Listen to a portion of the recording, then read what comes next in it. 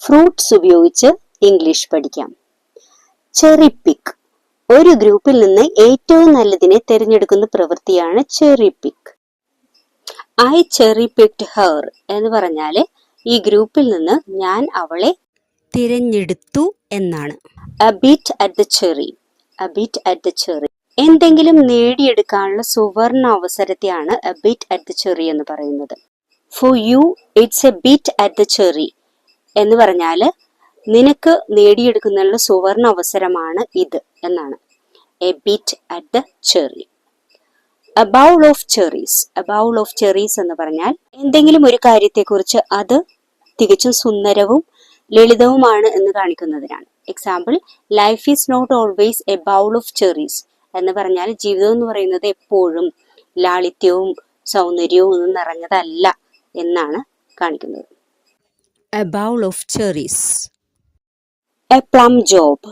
A plum job എന്ന് പറഞ്ഞാൽ നമുക്ക് ഇഷ്ടമുള്ളതും എളുപ്പമുള്ളതും നല്ല ശമ്പളം കിട്ടുന്നതുമായിട്ടുള്ള ഒരു ജോലി, അതിനെയാണ് എ പ്ലം ജോബ് എന്ന് പറയുന്നത്. അപ്പോൾ എക്സാമ്പിൾ നോക്കാം. I always look for A plum job. ഞാൻ എപ്പോഴും അന്വേഷിക്കുന്നത് എനിക്കിഷ്ടമുള്ളതും എളുപ്പമുള്ളതും എന്നാൽ നല്ല ശമ്പളം കിട്ടുന്നതുമായിട്ടുള്ള ഒരു ജോലിയാണ്. To be a peach. To be a peach എന്ന് പറഞ്ഞാൽ ഏറ്റവും നല്ലൊരു വ്യക്തിയാകുക എന്ന രീതിയിലാണ്. She is a peach, everyone loves her എന്ന് പറഞ്ഞാൽ അവള് വളരെ നല്ല ഒരു വ്യക്തിയാണ്, അതുകൊണ്ട് തന്നെ അവളെ എല്ലാവരും സ്നേഹിക്കുന്നു. അതാണ് ടു ബി എ പീച്ച് എന്ന expression. Bad apple. Bad apple.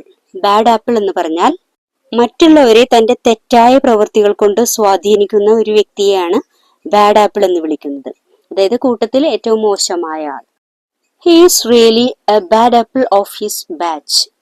അതായത് അവന്റെ ഗ്രൂപ്പിലെ ഏറ്റവും മോശമായ തന്റെ പ്രവൃത്തികൾ കൊണ്ട് മറ്റുള്ളവരെ തെറ്റായ രീതിയിൽ സ്വാധീനിക്കുന്ന ഒരു വ്യക്തിയായിരുന്നു അവൻ എന്നാണ് കാണിക്കുന്നത്.